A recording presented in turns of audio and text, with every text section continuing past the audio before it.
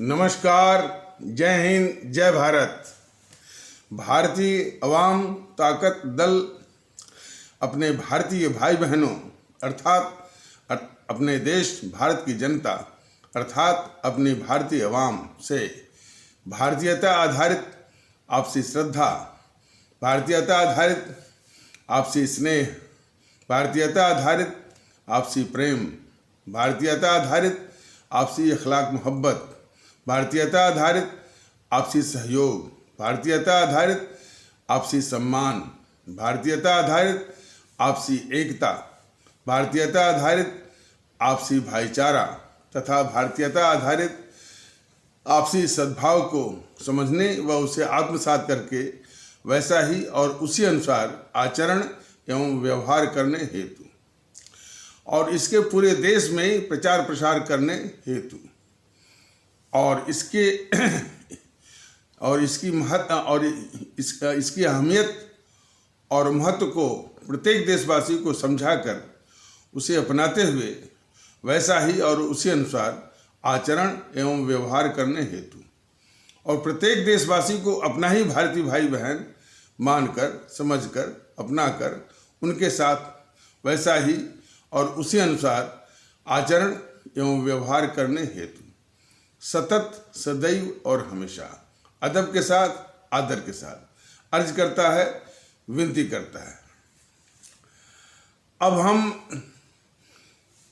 सभी लोग एक ऐसे विषय पर चर्चा करेंगे कि एक यूट्यूब में देखा गया था कि दिल्ली सरकार के उप मुख्यमंत्री और शिक्षा मंत्री और समाज कल्याण मंत्री श्री मनीष सिसोदिया के द्वारा एक सरप्राइज चेक, एक औचक निरीक्षण अपने किसी दफ्तर में वो कर रहे हैं।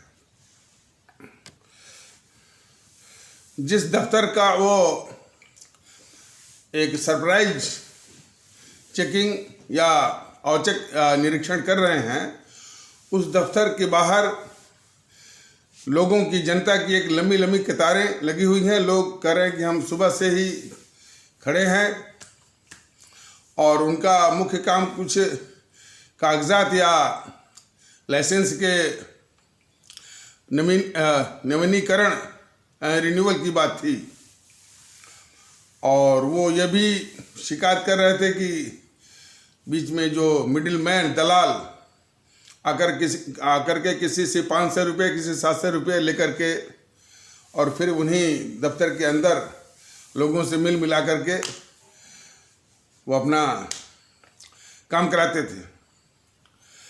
देखिए, जो उनके निरीक्षण करने पर जो मिला, यही परिदृश्य लगभग चाहे वो शहर हो चाहे देहात हो,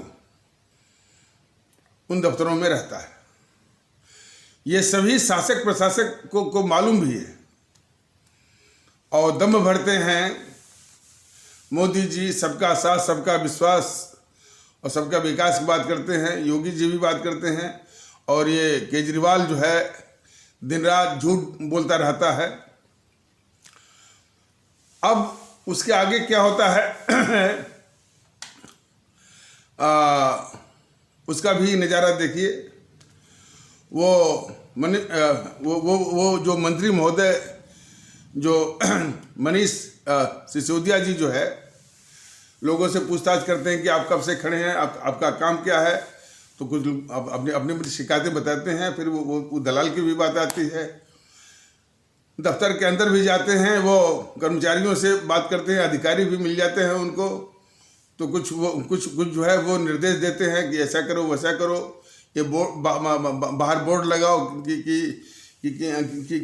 ये लाइन जो है मैंने यानी जिस काम के लिए है तो उस काम का बोर्ड लगाओ और फिर कुछ जो है निर्देश दे करके कुछ का करके वो निकल जाते हैं। अच्छा, बीच में वो जनता कहती है कि भाई हाँ, जनता पूछती है, जनता जो है उन मंत्री महोदय से, सिसोदिया जी से पूछते हैं कि मंत्री महोदय जरा बताए कि मेरा काम ना हो तो क्या करेंगे हम लोग। तो मंत्री महोदय बड़े भोलेपन से बोल देते हैं कि भाई मैं बैठा हूं ना, मैं इसीलिए बैठा हूं। लेकिन कोई ये नहीं जानता और कोई ये नहीं पूछा कि मंत्री महोदय आप मिलते कब हैं। मंत्रियों से मिलना, उनको शिकायत बताना इतना आसान है क्या? हालांकि कि ये तमाम उनके चंगू मंगू बोलेंगे कि मेरा ये पोर्टल है, फलाने है, ढिकाने है। उस पोर्टल पर कितनी शिकायत होती है, किस तरह से निस्तारण होता है और किस तरह से उन शिकायतों पर जो है वो जो प्रभावकारी ढंग से काम होता है, ये सारे जो है वो सवालों के घेरे में है। तो कहने का मतलब यह है कि जनता के लिए बनाई गई जो सेवी संस्थाएं हैं, जिसको अंग्रेजी में कहते हैं डिलीवरी सिस्टम, वो किस तरह से चरमराई हुई है भ्रष्टाचार और दलालखोरी के चक्कर में। अमूमन हर दफ्तर का यही हाल है। इसके प्रति पहले तो जो है जितने भी ये एमएलए हैं, एमपी हैं या पार्षद हैं, मंत्री हैं और मुख्यमंत्री, प्रधानमंत्री, एक तो इनको इसका ज्ञान नहीं है और ज्ञान भी है तो उदासीनता और फिर इसके बाद पाखंड। इस संबंध में भारतीय अवाम ताकत दल ने पिछले कई एपिसोडों के माध्यम से यह बताया हुआ है कि इस तरह की सारी समस्याओं का भली भांति ज्ञान भारतीय अवाम ताकत दल को है और जनता की सेवा के लिए जो ये पद्धति, सिस्टम जो बनाया गया है, उनमें क्या क्या बुराइयां, क्या क्या इस तरह के जंग, इस तरह के मुर्चे और क्रोजन ये लगा हुआ है, उसका भी ज्ञान है और उसको दूर करने के लिए एक बात भी उसमें बताई गई है कि औचक निरीक्षण या सरप्राइज चेक का एक जो है एक टीम बना करके, एक समूह या उसका स्क्वाड बना करके, और जो वो स्क्वाड बराबर वो कुछ प्रभावशाली लोगों का और इफेक्टिव लोगों का वो समूह होगा और वो शिकायत ही जो है इकट्ठा करके वो वहाँ पर औचक जो है वो औचक निरीक्षण करेगा। मौके पर ही जो है वो समस्या का नमूना लेगा और सबसे बड़ी बात, सबसे विशेषता उसकी यह रहेगी कि यदि किसी को दोषी पाया तो उसको छोड़ना नहीं है, दंड उसको मिलना ही मिलना है।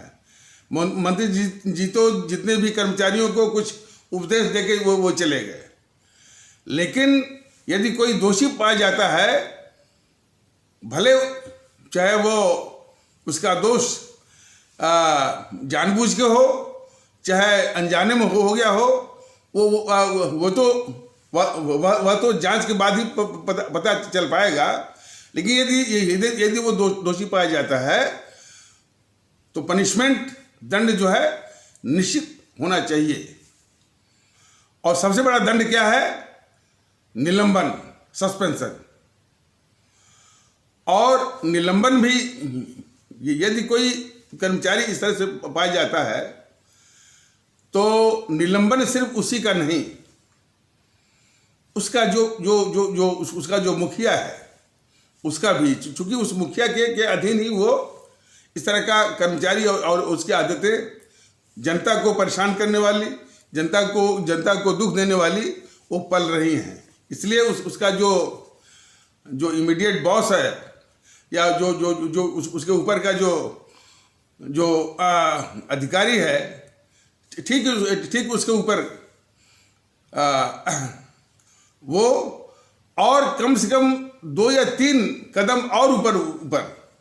जैसे उदाहरण के लिए मान लीजिए कोई पुलिस वाला रिश्वत लेते हुए पकड़ा गया। पुलिस वाला रिश्वत लेते हुए आज भी पकड़े जाते हैं। पकड़े जाने पर वो उसी का जो एसआई कह लीजिए, चाहे उसके ऊपर होते थानेदार होते हैं, एसएचओ होते हैं, वो उसको सस्पेंड कर देते हैं और कहते हैं और उसको आड़ में कहते हैं कि देखो भाई, तुमको भी नौकरी करनी है, हमको भी नौकरी करनी है, जरा सावधानी से ये सब वो किया करो। उसका डीएसपी बोलता है कि अरे भाई, कौन तुम्हारा वो सिपाही है जिसको ये मालूम नहीं है कि नौकरी करनी किससे है। हमको भी जनता को जवाब देना पड़ता है, उसका सामना करना पड़ता है।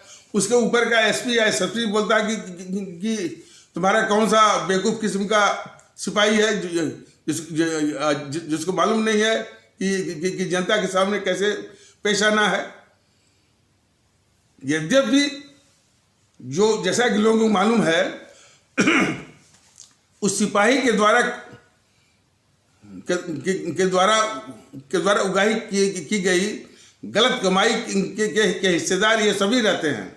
एसएचओ भी रहता है, डीएसपी भी रहता है, एसपी भी रहता है और या एसएसपी भी रहता है। ये सबको मालूम है, लेकिन कोई बात पड़ने पर उसको कुछ दिनों के लिए निलंबित कर देना और सब के सब जो है उस पर हंसते हैं। चूंकि इस एपिसोड में वो उनका वर्णन करना उतना मुमकिन नहीं है। चरण सिंह जब मुख्यमंत्री हुए थे 70 के दशक में, तो यही जो है यानी उगाही करना जो है वो सिपाही के द्वारा, कांस्टेबल के द्वारा उसकी कमाई को जो है थानेदार से लेकर के डीएसपी से लेकर एसपी तक जो है वो खाने वाले, और कोई बात पड़ जाए तो उसी पर हंसने वाले, उसी का उपहास करने वाले। तो इसी विधि को इसी पहलू को चरण सिंह का मॉडल था जबकि वो मुख्यमंत्री थे, उन्होंने खत्म किया था। और भारतीय जनता दल भी इसका पक्षधर है कि इसको खत्म करने की जरूरत है।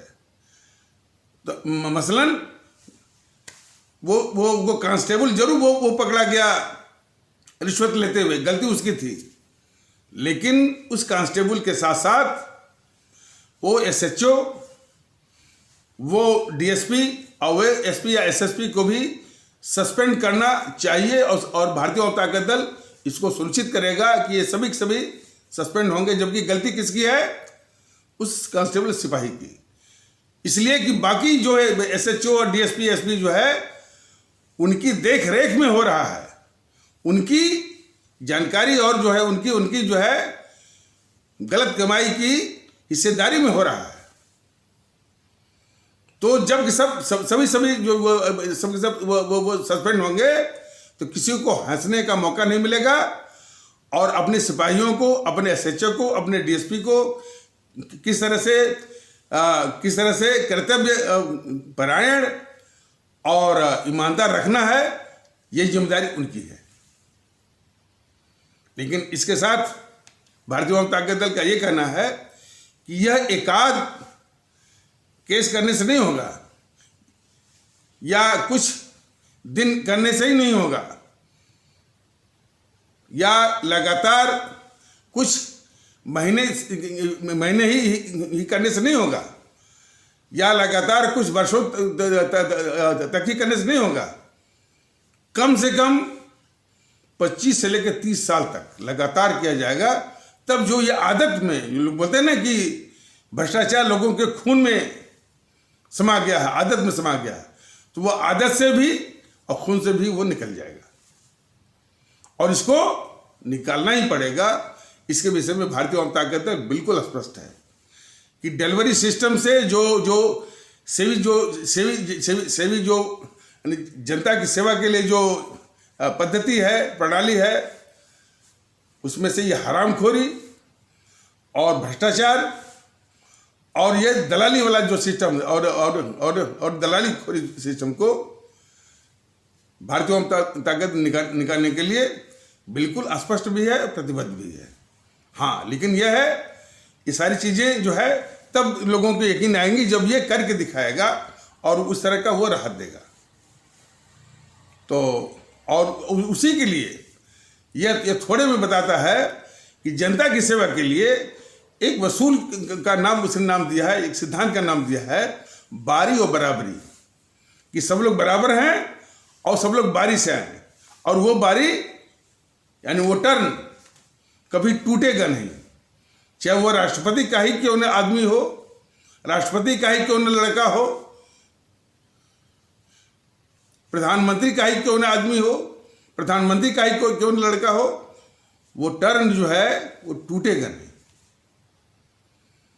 और टूटेगा तो इन्हीं विशेष परिस्थितियों में कि यदि कोई आदमी बिल्कुल बहुत ज़्यादा माने वो आ नहीं सकता है, बीमार है, यानी स्वास्थ्य जैसी कारणों से ही कुछ उसका ये टर्न टूट सकता है। बाकी जो रसूख के आधार पर तमाम जो है फलई काम हो जाते हैं और वो भी गलत सलत काम हो जाते हैं, ये बिल्कुल नहीं। तो बारी और बराबरी का जो जो जो जो सिद्धांत है, उसी सिद्धांत पर ये अपने अवाम की, अपने अपने अपने लोगों की, अपने आदरणीय भारतीय भाई बहनों की खिदमत करने में पूरा यकीन करता है भारतीय अवाम ताकत दल, और उसको लागू करेगा जब भी इसको मौका आएगा। और जब भी हमारे आदरणीय मतदातागण या हमारे आदरणीय भारतीय भाई बहन इसका आशीर्वाद देंगे। इसके विषय में और भी बातें बताई गई हैं कि इस तरह की प्रेरणा जो हमारे राष्ट्रभक्त शिरोमणि नेताजी सुभाष चंद्र बोस का शासन प्रशासन का जो पद्धति, जो उनका मॉडल, और हमारे आदरणीय सम्राट, मुगल सम्राट औरंगजेब का भी सख्ती, अनुशासन, नियम पालन, इन दोनों की प्रेरणा से भारतीय अवाम ताकत दल शासन प्रेरणा से भारतीय अवाम ताकत दल शासन प्रशासन में सख्ती का, अनुशासन का, नियम कानून पालन का और निष्पक्षता का और प्रभावशाली, और इसके साथ और ये सेवा तो है ही, जो उसके साथ साथ हो जाए, उसके पहले सुरक्षा और इज्जत की रक्षा, और वो भी मौके पर। इसके विषय में भारतीय अवाम ताकत दल ने बताया हुआ है कि न्याय जो है, मौके पर न्याय, इसके विषय में भी भारतीय अवाम ताकत दल बिल्कुल स्पष्ट है कि जैसे कोई हमारी बहू है, बेटी है, और भी कमजोर वर्ग है, सर्वप्रथम तो मैंने शासन का या प्रशासन का या पुलिस का माहौल ऐसा रखा जाएगा कि खौफ या डर जो है अपराधी में होगा। देखिए, अब जैसे उत्तर प्रदेश में देख लीजिए कि योगी जी कुछ इनकाउंटर करवा रहे हैं, वो स्वागत ही होगी, ऐसी बात नहीं है, लेकिन उसमें सबसे बड़ा जो डिफेक्ट ये है कि वो जो इनकाउंटर करवा रहे हैं उनमें भी पक्षपात की दुर्गंध आ रही है। मसलन जैसे योगी जी के ही बगल में एक जो है एक खुखार किस्म का जो है, या खुखार या दुर्दांत किस्म का अपराधी है रघुराज प्रताप सिंह। अब उनकी नजरों से वो क्यों बच रहा है? एक धनंजय सिंह करके जौनपुर का इसी प्रकार अपराधी है, उसको यानी यूपी पुलिस का भी समाचार जो मिला है, यूपी पुलिस के एसटीएफ में ही यानी दो भाग हो गए हैं। आपस में ही जो है इस तरह की शिकायतें मिल रही हैं कि आपस में यही हो, जिसमें भेद विभेद की बातें आ रही हैं धनंजय सिंह को लेकर के। तो इस तरह से तमाम है कि कोई भी सेवा हो या इस तरह की बुराई अपराध को दूर करने में हो, पक्षपात जो है सबसे बड़ा शत्रु होता है। तो योगी जी ने कुछ वो अपराधियों का वो इनकाउंटर करवाया, वो स्वागत योग्य है। लेकिन अभी भी जो है उन अपराधियों में अपराध करने के खिलाफ कोई खौफ नहीं है। बलात्कार की घटनाएं जो है, जो ये बताती हैं कि अपराधियों में वो खौफ अभी आया नहीं है। तो और भी इस तरह की घटनाएं अब जो मैंने शहरों में जो चेन छीनना, पर्स छीनना और इस तरह से जो घटनाएं आ रही हैं वो इस बात को दिखाती हैं कि अभी भी अपराधियों में वो खौफ नहीं है। तो कहने का तात्पर्य यह है कि खौफ जो है या डर जो है अपराधियों में हो, वो कोई भी अपराध करने के पहले 1000 बार सोचें। और जो आम जनता है, गरीब जनता है या साधारण नागरिक हैं या जो है, वो बेखौफ अपना काम करें, अपना माने आए जाएं, तो वो ऐसा माहौल के पक्षधर है हमारा संगठन भारतीय अवाम ताकत दल। तो उसका जो मूल सिद्धांत है बारी और बराबरी का, और इसके शासन प्रशासन के प्रेरणा स्रोत हैं हमारे राष्ट्रभक्त शिरोमणि नेताजी सुभाष चंद्र बोस और आदरणीय सम्राट व औरंगजेब, जिन्होंने सख्ती का, अनुशासन का, नियम पालन का और निष्पक्षता का वो प्रेरणा दी है और परिचय दिया है। तो सिसोदिया महोदय आकर के एक जो है वो नाम कमा गए, लेकिन समस्या का निवेदन हुआ कि नहीं हुआ इसका शायद उनको वो पता भी नहीं है। एक नाटक वो कर गए। और ये समस्या इतनी आसान नहीं है। इसी को राजीव गांधी ने बोला था ना एक बार कि हम जब दिल्ली से 100 रुपया भेजते हैं तो जिनके लिए जो लक्षित व्यक्ति है, लक्षित जो है वो जो आबादी का हिस्सा है, जिसके लिए यह योजना है, उसको उस 100 रुपये में सिर्फ जो है 10 रुपया ही मिल पाता है। बाकी 90 रुपया ये पूरा बीच वाला सिस्टम जो है उसको खा जाता है। आज भी मोदी जी कहते हैं ना कि हम डिजिटल पेमेंट की व्यवस्था किए हैं और डिजिटल पेमेंट की व्यवस्था से भ्रष्टाचार वो खत्म हो गया। ऐसा नहीं है। वो गांव देहात में जाकर कोई देखे कि गरीबों के जो है वो शौचालय के लिए, घर बनाने के लिए उनके खाते में पैसा वो तभी आता है जबकि कोई पंचायत वाला, चाहे वो ग्राम प्रधान हो या ब्लॉक का, और ब्लॉक का कोई ब्लॉक स्तर का या पंचायत स्तर का कोई वो चुना हुआ माने ये जन प्रतिनिधि हो, ग्राम प्रधान टाइप का, जब तक वो प्रमाणित नहीं करता है तब तक पैसे जो है वो नहीं आते हैं उस खाते में। और उसके पहले ही जो सीडीओ है, चीफ डेवलपमेंट ऑफिसर, उसके दफ्तर में भी कुछ ऐसे ही वो तिकड़म होता है।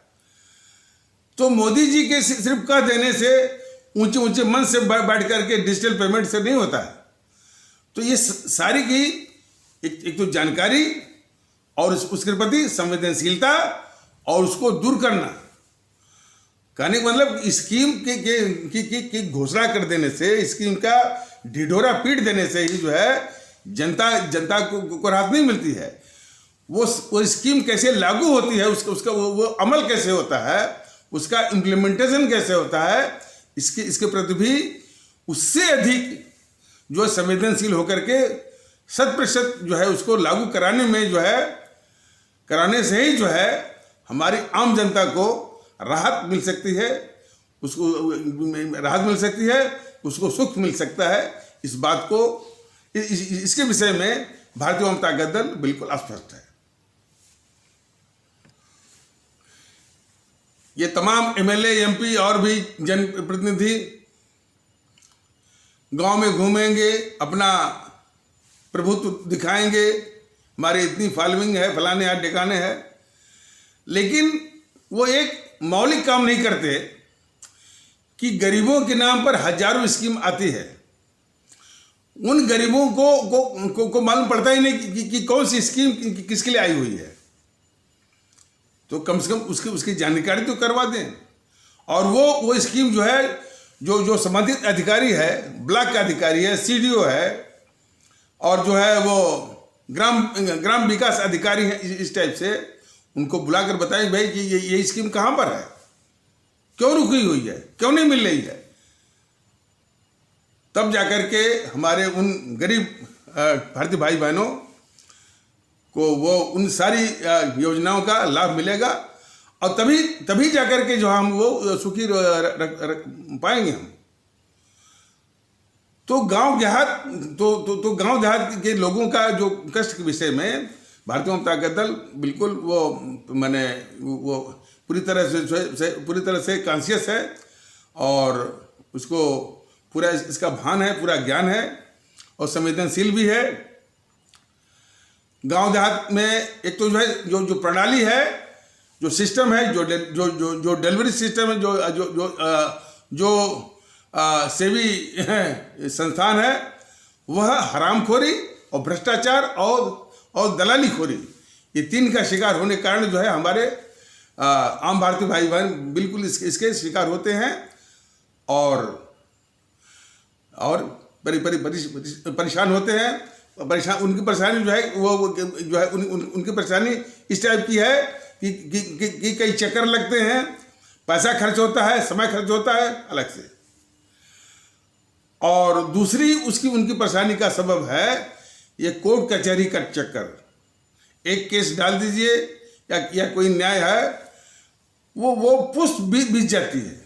क्रिमिनल केस है, उसमें फंस गए, या क्रिमिनल केस में न्याय के लिए है, फिर तारीख पर तारीख, फलाने ठिकाने, गवाह फलाने, वो एक अन्याय का ही जो है वो चक्कर चल जाता है। इसके विषय में मैं थोड़े में ज़्यादा तो जब करके दिखाया जाएगा तो तभी वो यकीन आएगा। लेकिन फिर भी उसका एक नमूने के तौर पर कि कोई भी सिविल केस हो या क्रिमिनल केस हो, कोई भी या टाइटल का केस हो, जो भी केस हो, 3 से अधिक डेट नहीं पड़नी चाहिए। और उसका फैसला किसी का भी जो है मैंने 3 महीने से लेकर 6 महीने से लेकर अधिक से अधिक 1 साल, बिल्कुल नॉर्म जो है वो इस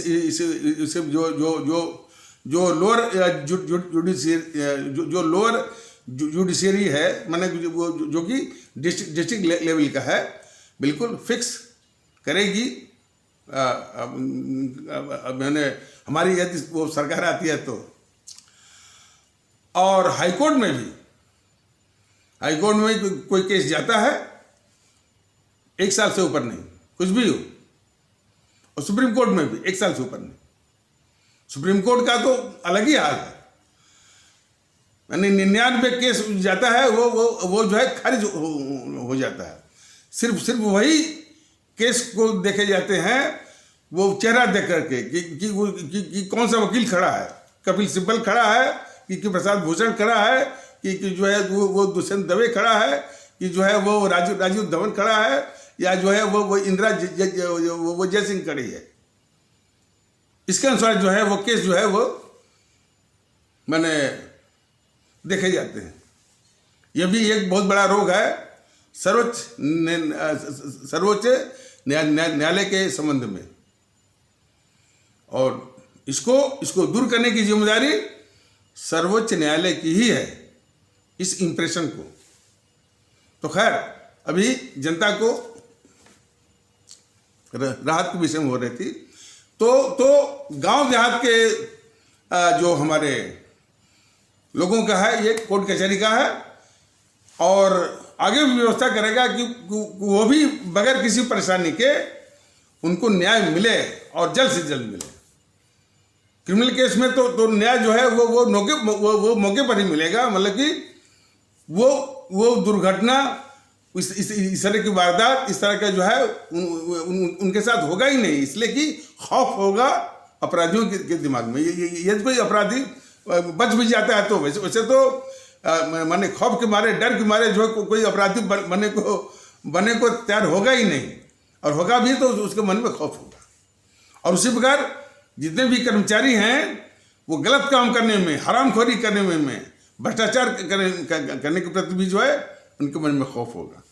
लेकिन यह खौफ जो है वही फिर से कह दे रहा है भारतीय जनता का दल, वो खौफ सिर्फ कुछ दिन करने से, कुछ महीने करने से या एक साल करने से नहीं जाएगा।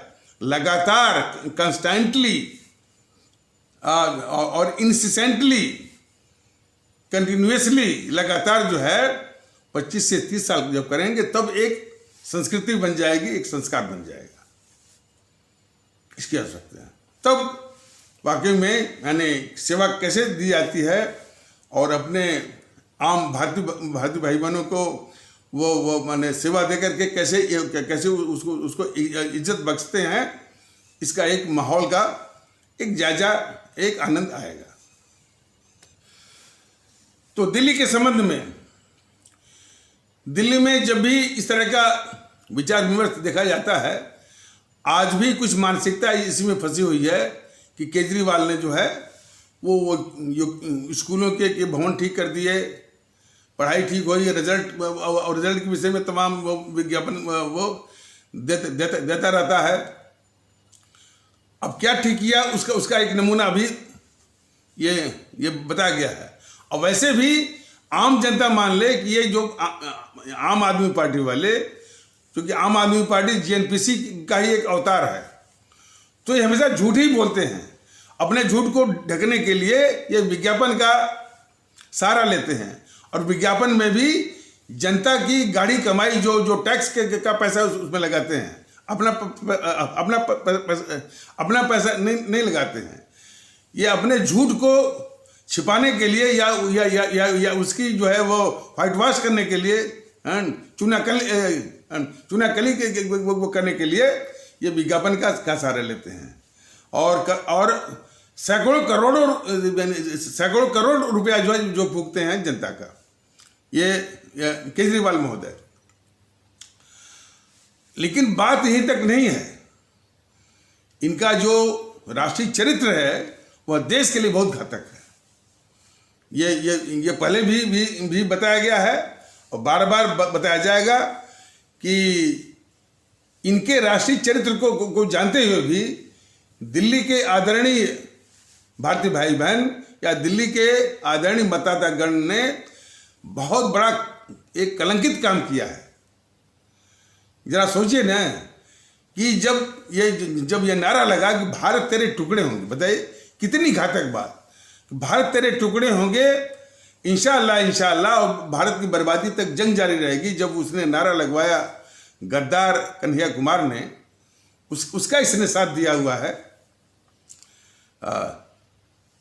केजरीवाल ने,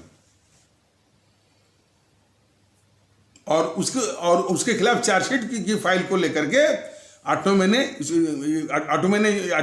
ये दावे रहा, आगे बढ़ने नहीं दिया। और किसान आंदोलन के संबंध में अब ये पता चल रहा है कि खालिस्तानी आतंकवादियों से वो इसके संबंध है, और उसके संबंध की भी वो ये खबरें आ रही हैं इसकी। और यही है जब हमारी सेना जो है सर्जिकल स्ट्राइक करती है, बालाकोट स्ट्राइक करती है, तो अपनी ही सेना के अपनी ही भारतीय सेना के शौर्य, पराक्रम और उसके मनोबल को नीचा दिखाने के लिए ये गद्दार केजरीवाल जो है वो सबूत मांगता है। तो बहुत बड़ा गद्दार है इस देश का, देशद्रोही है।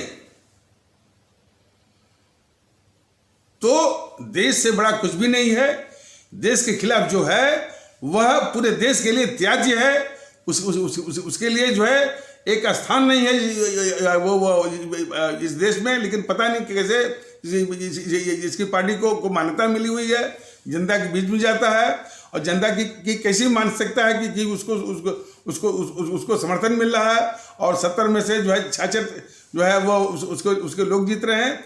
ये सारी चीज़ें जो है एक बहुत बड़े सवालों के घेरे में है।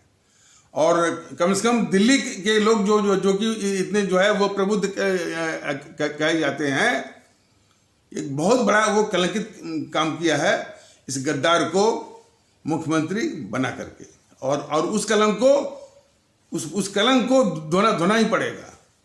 लेकिन बात यहीं तक रुकती नहीं है। मान लीजिए किसी दुर्भाग्यवश ये केजरीवाल मुख्यमंत्री बन भी जाता है, तो मोदी जी की जिम्मेदारी बनती है कि इस कलंक को हटाएं। और कई ऐसे संवैधानिक जो है वो वाकयात आए कि इसको तुरंत जो है बर्खास्त करके इसको यानी जेल में डालने की बात थी। सबसे बड़ा कौन था? कोरोना पीरियड में जो हमारे गरीब मजदूरों के साथ इसने जो धोखा किया, सिर्फ जो है गरीबों के भोजन के लिए जो 3000 करोड़ रुपया दिया था उसको हड़पने के लिए, ये कई एपिसोडों में बताया गया। और इसी के जो विश्वासघात के कारण, इसी के गद्दार केजरीवाल के विश्वासघात के कारण जो है हमारे उत्तर प्रदेश के, बिहार के मजदूर भारतीय भाई बहन हजारों किलोमीटर जो है पैदल चलने को मजबूर हुए। हमारी बहू बेटियां भी चलने को मजबूर हुई। उसमें कई बहू बेटियां जो गर्भवती थी उनकी मृत्यु भी हो गई। तो तमाम ऐसे वाकयात हैं मोदी जी के लिए कि तुरंत इसको बर्खास्त करके कानूनी कार्रवाई इसके विरुद्ध जो है की जानी चाहिए। सीए के विषय में जो हिंसा हुई इसी दिल्ली में, और इसी के आदमियों ने, कौन? अमानतुल्लाह और ताहिर हुसैन के विषय में तो आप लोगों ने देखा होगा कि ये कोई रा का कर्मचारी था या छोटा मोटा अधिकारी था कोई, उसको उन सबों ने खींच करके करीब 4 से या 5 से चाकू के द्वारा जघन्य हत्या सारी। तो सारा गुस्सा जो है मीडिया के द्वारा, बीजेपी के द्वारा, मोदी सरकार के द्वारा, बस ताहिर हुसैन, अमानतुल्लाह। लेकिन वो आदमी किसका था? केजरीवाल का। केजरीवाल को मोदी महोदय ने बचा लिया। यही तो बार बार भारतीय ओम ताकत बताना चाहता है कि मोदी जी की सबसे बड़ी गद्दारी है इस देश के खिलाफ कि इस तरह के अपराधों का कि जो बड़े बड़े मगरमच्छ हैं उनको बचाना और छोटे भाइयों को लटका करके अपने कर्तव्य को दिखाना, ये सबसे बड़ी गद्दारी है देश के खिलाफ। यही तो है गद्दारी कि बड़ा अपराधी उसको बचा लिया, जिसके वो एजेंट थे और जिसने ये सब काम करवाया, उसको मोदी जी ने बचा लिया। और सीए पर जिसने हिंसा भड़काई, सोनिया गांधी, राहुल गांधी, प्रियंका गांधी, उसको भी वो भी मोदी जी की गोद में खेल रहे हैं। ये राकेश टिकैत किसान का नेता बन के आया था। क्या कहा इसने कि हमारा किसी भी राजनीतिक दल से कोई मतलब नहीं है। कितना बड़ा वो झूठ बोला। लोगों ने पूछा कि अरे भाई तमाम वो राजनीतिक दलों की इसमें पैठ है, समर्थन है। क्या भाई अब इसे क्या मतलब कि कौन जो इसको समर्थन दे रहा है? खालिस्तानियों का अंतर्राष्ट्रीय नेटवर्क, वहां से फंडिंग सब कुछ आ रहा है और उसने झूठ बोलता रहा। और यहां करते करते जो है इसी के उपद्रवी तत्वों ने हमारे 400 से 500 दिल्ली पुलिस के सिपाहियों को घायल कर दिया। अस्पताल में इलाज उनका हो रहा है।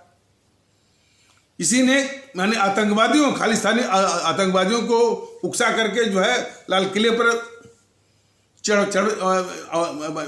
उनको लाल किले पर चढ़वा दिया और लाल किले का भी अपमान किया, जो कि हमारे देश का राष्ट्रीय गौरव है। और उस लाल किले पर जो हमारा राष्ट्रीय गौरव तिरंगा है, उसको हटा करके जो है वो आतंकवादी खालिस्तानी जो है झंडा ये लगवाया राकेश टिकैत की सेना ने। इसको शर्म भी नहीं आई, पल पल बोलता है मेरे आदमी नहीं है। आज जब पकड़े जा रहे हैं तो उसके समर्थन में मैं बोला कि छोड़ दो इनको। अमरिंदर सिंह जो मुख्यमंत्री था वो भी बोला कि मेरे आदमी नहीं है। आज जब वो पकड़े जा रहे हैं तो उनको छुड़ाने के लिए 70-72 वकीलों की एक फौज भी ये बना रहा है। तो ये सब के सब जो है, और मोदी जी को समझना चाहिए कि भाई देश से बड़ा कुछ भी नहीं है। इनका इलाज जो है, ये सबसे बड़ा दोषी था वो राकेश टिकैत जो है, तुरंत इसको बंद करके जो है वो नस्मे नाबूद वो करना चाहिए। आम आदमी से बढ़ करके इनकी जो है इनकी कोई अहमियत नहीं है। नेक नीति से सख्ती कार्रवाई करिए, जनता जो है वो जनता विश्वास करेगी। लेकिन ये इतना निकम्मा किस्म का, कायर किस्म का जो है ये प्रधानमंत्री है कि पूरी अराजकता फैल रही है और समाज विरोधी, देश विरोधी ताकतें अपना तांडव कर रही हैं। ये कायर की तरह जो है ये बैठा रहता है ये प्रधानमंत्री मोदी जो है। इसका बस एक ही काम है, भाषण दे करके जो है चुनाव जीतना।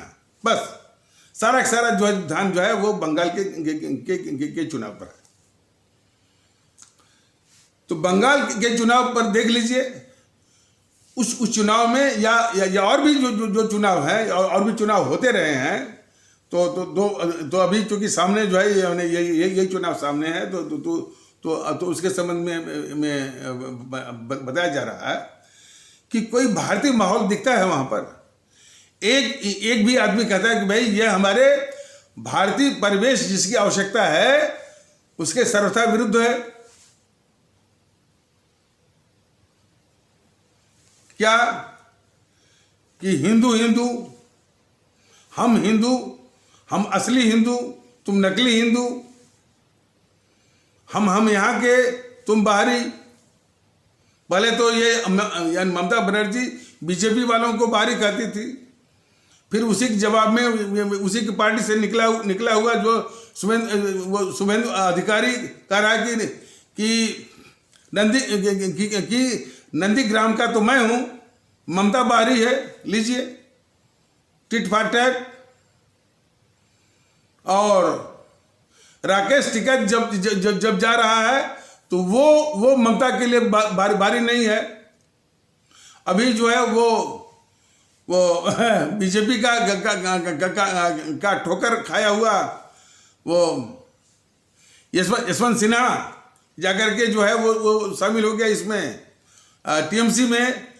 तो यशवंत सिन्हा जो है वो बारी नहीं है। इन सबों को झूठ बोलने का में कोई रोक नहीं है।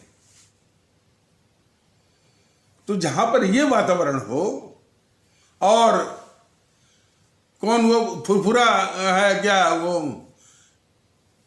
संगठन का जिसने बनाया है आईएसएफ, इंडियन सेक्युलर फ्रंट, जैसा कि बताया गया है कि सेक्युलरिज्म एक बहुत ही खतरनाक किस्म की वॉशिंग मशीन है जिसमें जितने भी देश विरोधी और समाज विरोधी ताकतें हैं उसमें धुल करके लोगों के सामने स्वच्छ होना चाहती हैं, स्वच्छ होने का प्रयास करती हैं। लेकिन अभी उसका आकर्षण कुछ लोगों के दिमाग से गया नहीं है। तो फुरफुरा वाला जो है कोई संगठन है जिसने बनाया है आईएसएफ, इंडियन सेक्युलर फ्रंट, वो है पूरा सांप्रदायिक, घोर सांप्रदायिकता का जहर फैलाने वाला। लेकिन मुखौटा चश्मा के क्या लिया है? Secular front. तो सेकुलरिज्म खुद एक खतरनाक मशीन है। इन खतरनाक ताकतों को इन खतरनाक ताकतों को व्हाइट वॉश करने के लिए। तो जहां पर इतना जहरीला वातावरण हो, वो कैसे लोग जो है, किस तरह के लोग जो है वो चुने जाएंगे, चुन भी जाएंगे तो जहां जाएंगे किस तरह का माहौल बनाएंगे और वो क्या देंगे अवाम को, ये सबसे बड़ा सवाल है। जहां भी ये टिकट जाता है वो भगत सिंह की फोटो लेके पहुंच जाता है। इसकी नज़र में सिर्फ एक ही जो है वो अमर शहीद है, वो भगत सिंह। ये इसके समझ की बलियारी है। ममता बनर्जी की दिमाग के अनुसार बस एक ही अमर शहीद है, वो जो है वो जो है सुभाष चंद्र बोस है। वो महाराष्ट्र में एक ही अमर शहीद वो माने जाएंगे, वो जो है यानपाल जो है, जो कोई इसे सावरकर टाइप का या कोई भी हो। ऐसे थोड़ी होता है कि अमर शहीद जो है क्षेत्र के अनुसार, यानी क्षेत्रीयता का जो रोग है, उस रोग के द्वारा, उस संकीर्णता के द्वारा जो है हमारे इन अमर शहीदों के महात्म्य को, उनकी विशालता को और उनके यानी ग्रेटनेस को कम करने की एक साजिश है। वैसे भी जो वातावरण है ये बिल्कुल भारतीयता के खिलाफ है और उन विचारों के खिलाफ है जिन विचारों को लेकर के हमारे अमर शहीदों ने आज़ादी दिलाई थी। जब आज़ादी दिलाने की बात थी और आज़ादी दिलाने के लिए उन्होंने अपने प्राणों की आहुति दी, तो देश एक था, लोग एक थे। जब आज़ादी मिल गई तो फिर ये काले अंग्रेज जो है फिर अपने यानी उन यानी कुकर्मों के द्वारा फिर उसी कृति में लग गए। तो इसीलिए भारतीय जनता दल ये कहना चाहता है कि हमारे उन अमर शहीदों के आदेश के अनुसार इन काले अंग्रेजों का भी सफाया करना है, इनसे मुक्ति पानी है। इसलिए बार बार कह रहा है कि ये जो चुनाव है विधानसभाओं का, तमिलनाडु, केरल, असम, पश्चिम बंगाल, पुदुचेरी, इसमें इस अवसर को इन काले अंग्रेजों से मुक्ति दिलाने के अवसर के रूप में ले जाने की आवश्यकता है। तो इसलिए सभी हमारे जो आदरणीय भारतीय भाई बहन हैं, हमारे आदरणीय मतलब कि इन विधानसभाओं में, यानी तमिलनाडु की, केरल की, पश्चिम बंगाल की, असम की, पुदुचेरी की विधानसभाओं के जो हमारे आदरणीय मतदातागण भारतीय भाई बहन हैं, उनसे भारतीय जनता दल की विशेष दरख्वास्त है, निवेदन है कि नोटा का इस्तेमाल करके, जो कि नोटा एक शांतिपूर्ण तरीका है इन तरह की ताकतों से निजात पाने का। तो नोटा का इस्तेमाल करके या इन देश विरोधी, भारत विरोधी और काले अंग्रेज और अंग्रेजों की संतान से इस देश को निजात दिलाने की शुरुआत करिए और मन मिठानी की इनसे मुक्ति पानी है हमको, आप सभी को और इस देश को। तो सिर्फ नोटा नोटा नोटा, इसके अलावा और कोई विचार नहीं। और इस वीडियो को अधिक से अधिक हमारे आदरणीय भारतीय भाई बहनों जो हमारे असम में निवास करते हैं, जो पश्चिम बंगाल में निवास करते हैं, जो केरल में निवास करते हैं, और जो हमारे तमिलनाडु और पुदुचेरी में निवास करते हैं, तो वो सभी आदरणीय भारतीय भाई बहनों के मध्य में इसे जो जो जो जो निवेदन है, जो संदेश है, जो जो जो अपील है, जो जो जो जो दरख्वास्त है भारतीय जनता पार्टी दल की सब बात को भूल करके सिर्फ नोटा नोटा का इस्तेमाल करिए और एक अच्छे माहौल की शुरुआत आप सभी करें और इस मौके को जो है वो जाने मत दीजिए। NOTA NOTA NOTA NOTA NOTA का ही मंत्र जो है उसको लागू करिए। तो इन्हीं शब्दों के साथ इस आवश्यक परिचर्चा को यहीं पर विराम दिया जाता है। तब तक के लिए नमस्कार, जय हिंद, जय भारत।